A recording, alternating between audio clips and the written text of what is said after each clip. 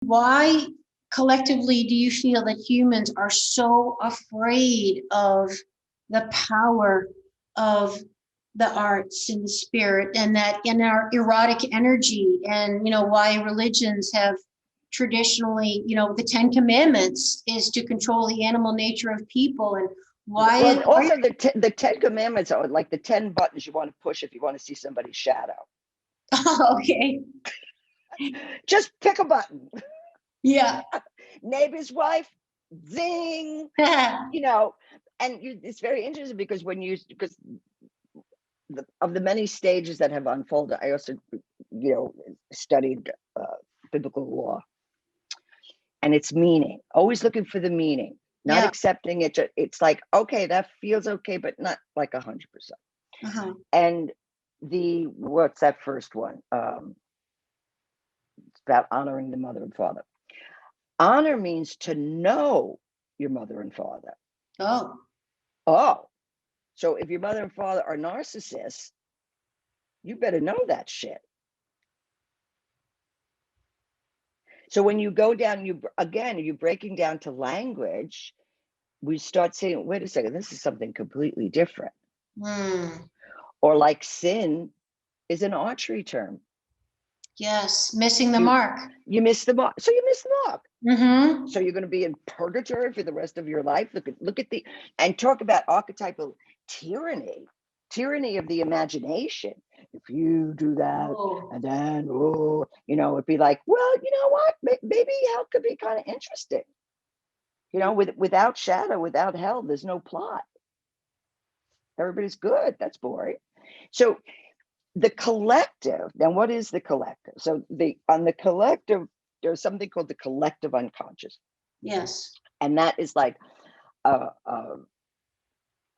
realm of every experience of any level of the development of humanity.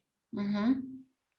When we were cave people, when we came from the sea, it's ancient, it's forgotten, it's encrusted. But so often when we see in movies, some monster comes up, but when it finds love, suddenly it becomes beautiful. Now, does it actually become beautiful, or do we begin to see its beauty? We can think, about physical beauty, but somebody does something that is so remarkably courageous or brave or wise. They're never seen the same again. They're beautiful. And they'll have that nimbus. A nimbus is like that star that's around people, that energy field. And we see it. Yes. So she's present. So that's the collective is the history. Okay, ancient history. The personal collective unconscious. Those are the experience of all our lives and our ancestors and the tree of life that we're on. All right, and then comes the consciousness. The unconscious is not unconscious. We are unconscious to it. Okay, so we know that there's the principle of electricity, which we hardly have tapped its genius. Tesla knew electricity and knew how to work with. Okay, and they put him in an insane asylum because he was so brilliant. But we know electricity exists, and pretty simple. If we go and stick our finger in an electric socket, something's going to happen. You're going to experience electricity. Oh, wow. All right. So imagine that the archetypes could be like a force field, an electrical force field that, when harnessed, can do all these can light the world. Or it could be an electrical chair. Or it could be struck by lightning. In the ancient times, if you were struck by lightning, in your little village in Greece, you were considered a saint. Yeah, it was like lucky. Zeus, that's a kiss from Zeus. Yeah.